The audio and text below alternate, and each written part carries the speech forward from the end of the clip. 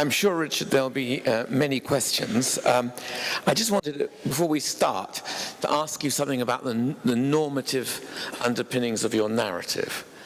It starts with closed systems, it moves to more complex open systems. The examples then are of complex open systems.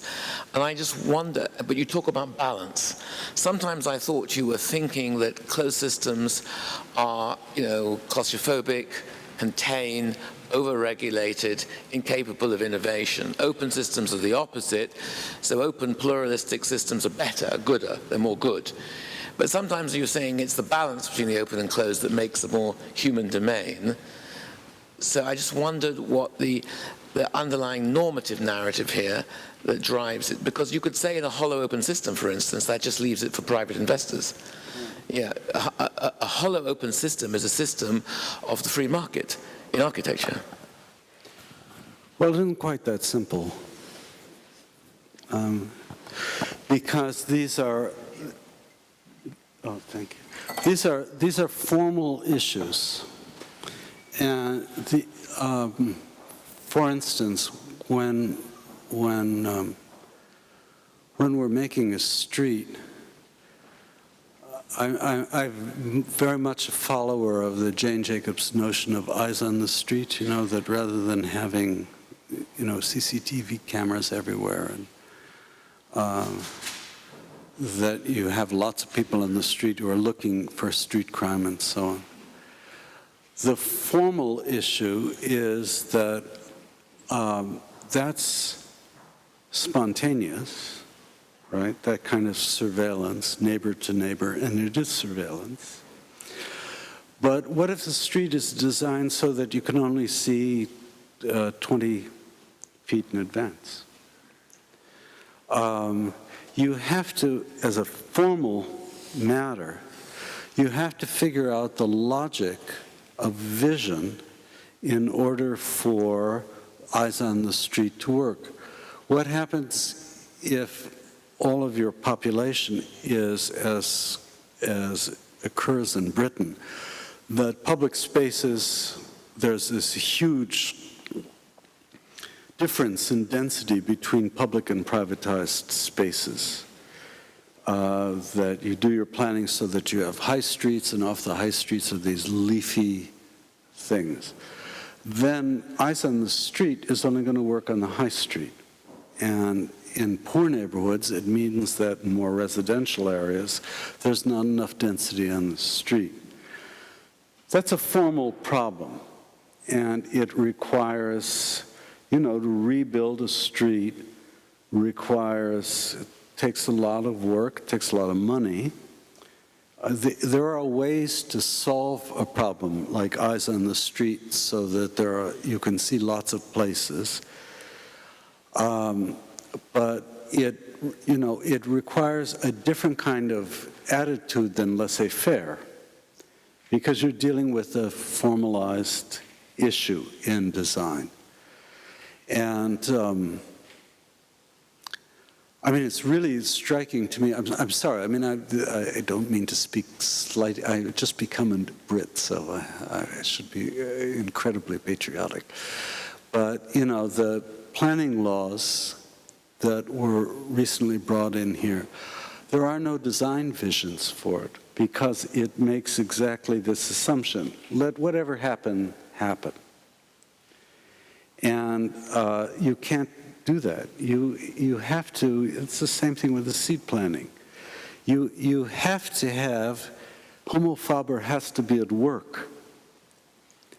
And what you get, given the terrible quality of these design laws here, is I fear what you're going to have is more and more huge out-of-town shopping malls, empty high streets, because they'll be sucked out, and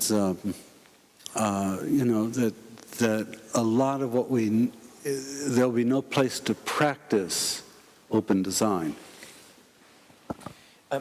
Let's get several questions. Can you happy with 2 or 3 questions at once? Yeah, let's get the audience to come in on this. Let's take a question over here. Yeah, with a hand up. And then if you just put your hands up, I can see you. Yeah, there's lots at the front too. Let's do a cluster at the front and then go back. But Richard, you'll have to keep your answers sharp. That means shorter, I meant. Just because we'll need to leave in about 20 minutes. Sorry, this links just straight back onto what you just said now. I was wondering whether your prophecy of outside and movement away from the city centre, whether we see that in Detroit as a modern example, and whether that could be the future of our cities, even in this country.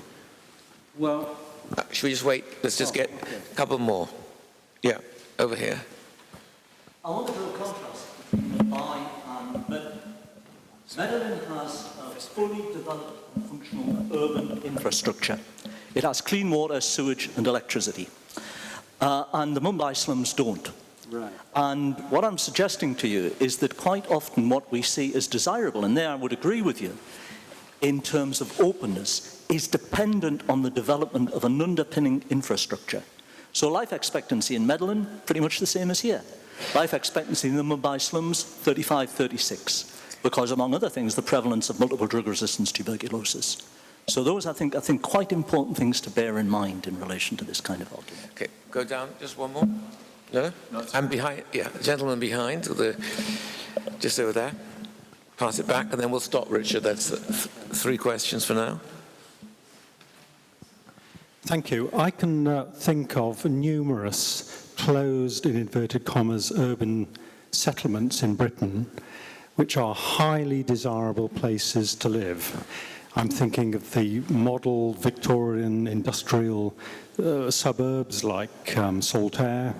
I can think of 2 new settlements which were created as a direct result of that Ebenezer Howard slide you showed, Letchworth and Welwyn, numerous other examples of closed urban systems which are highly prized places to live, highly regulated in terms of planning, covenants and what you can and can't do. So I think there might be a bit of a dichotomy in some of your arguments tonight.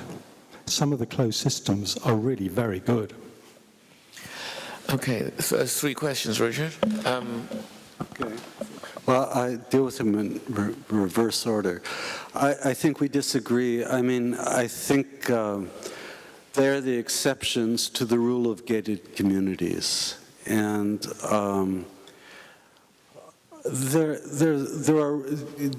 are real questions to be asked about what a highly regulated community does for the development of children's knowledge of the world, for instance. It's the kind of work that Mark Freed did. But I think, as I said, I think the norm is the gated community. And it's the norm all over the world. What you raise about infrastructure is a real issue. Can we ever make an open system of infrastructure? Water? You don't want conflictual models of water. Electricity? Maybe. I mean, as you know, a lot of electrical systems are, stolen from the grid. But you raise an incredible issue, which is how infrastructure and open systems relate to each other, and it has another dimension to the one you mentioned, which is scaling. That is, at a large scale, I mean, this is a really technical issue, but you can see what the overall problem of it is. The Jane Jacobs notion is in fact additive. You have these local communities and you add one and the other and so on. You can't make a road system that way. So is there some way to make a road system which has some of the properties of open design? One suggestion has been to minimize signage. This is there's an experiment done in Somerset, and the Dutch are doing this. That is to say, to privilege that kind of inductive reasoning about your circumstances. at intersections, but which is a small example of this. But the problem you're raising is really a question about the relationship of openness to scale. And it's a real facer, you know, for people like me, how to reconcile those two. I'm not quite sure what you're asking me about Detroit, which is, do you mean that the kind of, you know, Detroit has shrunk in half. And you don't have that in Britain. Ah, I see what you're saying. Right. Maybe so. Be quite interesting to see, you know, how that works itself out. I mean, the other aspect of this in Detroit is something you don't have, which is its racial component, which is the places that are displaced are mostly black. And that's a complication and every kind of redesign for that. But I take your point. And maybe that's the kind of reconfiguration that would happen here as well. I mean, to me, the more striking thing is that, you know, this is becoming a nation of the capital of Europe with a country attached to it. And the problem is actually how to spread out what's being concentrated in London to other cities. Things like what's it called, the high-speed rail thing, H2S or HS2,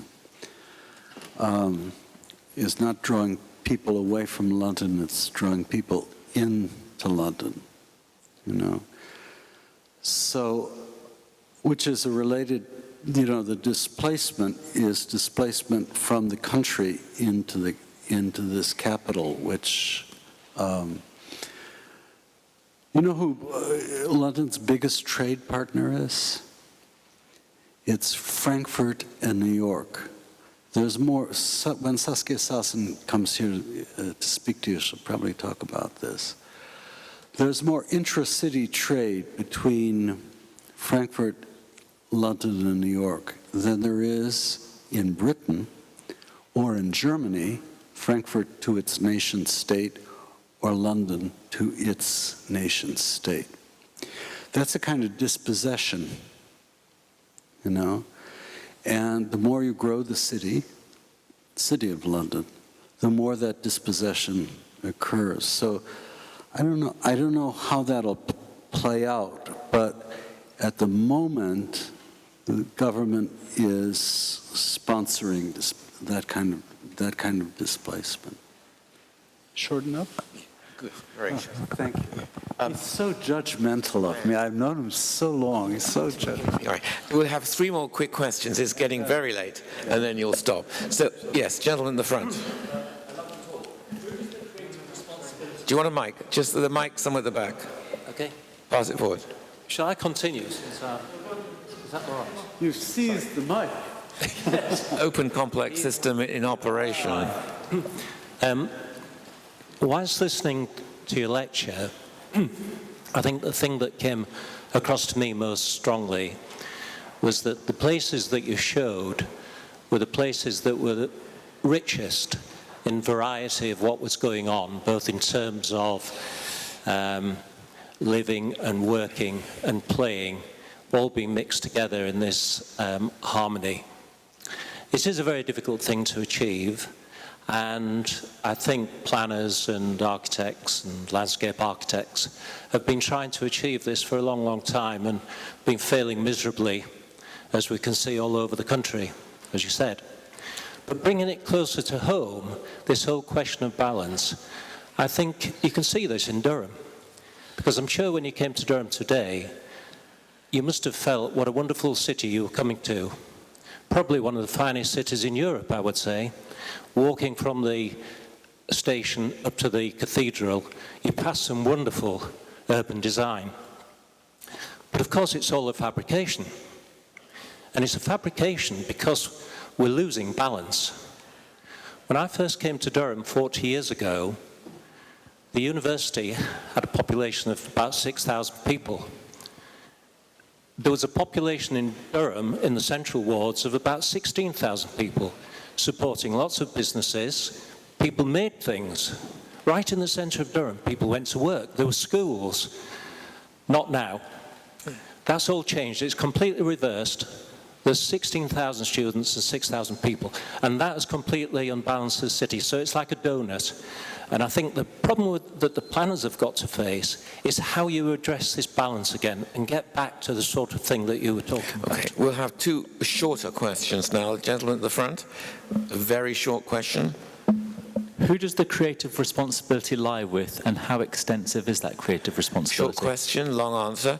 And final question. Gentleman at the back.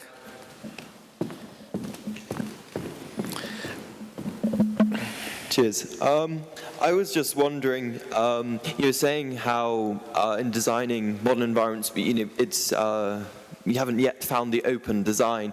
Have you thought about looking back hundreds of years? Because I think it's perhaps generally more acknowledged the more organic way of cities forming back sort of 200, 300, 400, 500 years ago. Is there anything that you can, any inspiration you can take from that and how one would design a city today?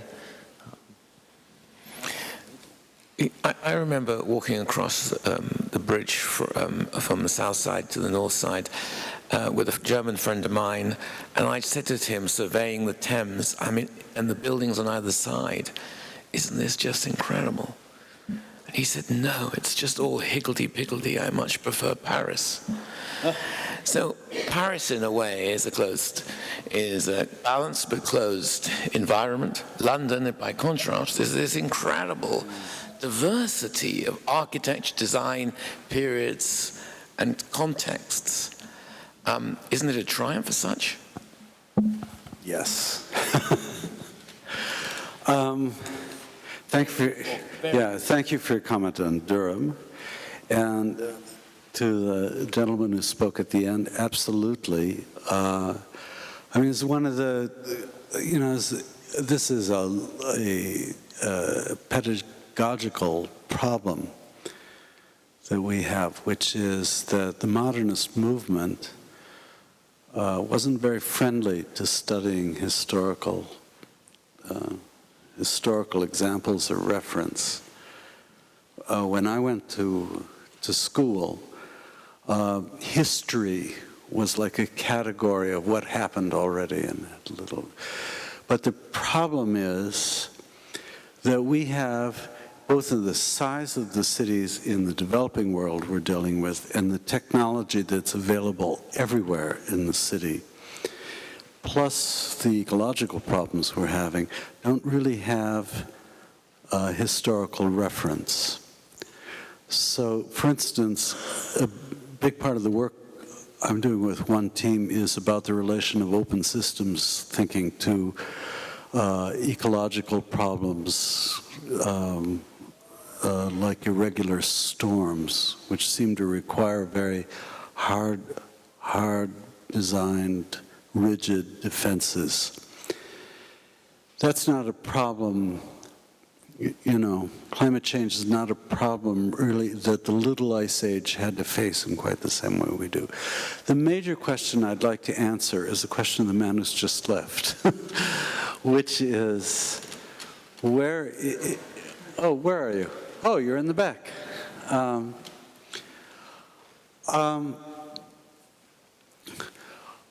this is a question about, it's a basic question about this whole Homo Faber project for me. Most of us use things that we haven't made ourselves, that we couldn't make ourselves. We're living somebody else's design. And the question is what that living or use does to the things that we haven't made or couldn't make. And it's a fundamental problem about the relationship of creation to use, which goes back it goes back to Plato, actually. But it is a question that I think, and this I agree with Lewis Mumford, really got sharper after the 17th century, in which the terms of creation became too complex. The Newtonian world is one in which creation and the laws governing it are too complex to be apprehended intuitively by users. It'd be very difficult for any of us, myself included, and I know a fair amount about computers, to apprehend how an iPhone has been designed.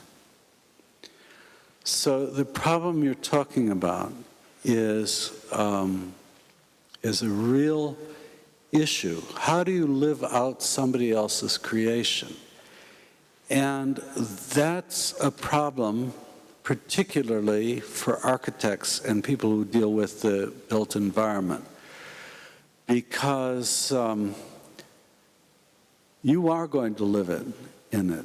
You know, the architect proposes, makes, and disappears. Corbusier lived in a very traditional house. So it's a fundamental paradox about, you know, this whole image of human beings as makers is also an image about a basic incongruity and dispossession. And I think it has to be faced up to technologically, ethically, and so on, rather than the kind of nostrum which goes back to kind of arts and craftsy thing, you should only wear clothes you knitted, so on. That's to trivialize this kind of fundamental problem which in an open system is addressed. Well, it's getting late. I think lots of people need to go, so it just remains for me. Thank you, Richard. Fascinating images, incredibly interesting theory, engaging application of the theory to the images. Lots of questions. I think we could go on a long time, but it's absolutely wonderful to have you in Durham, and I'm really pleased to see you. So thanks for coming. Thank you.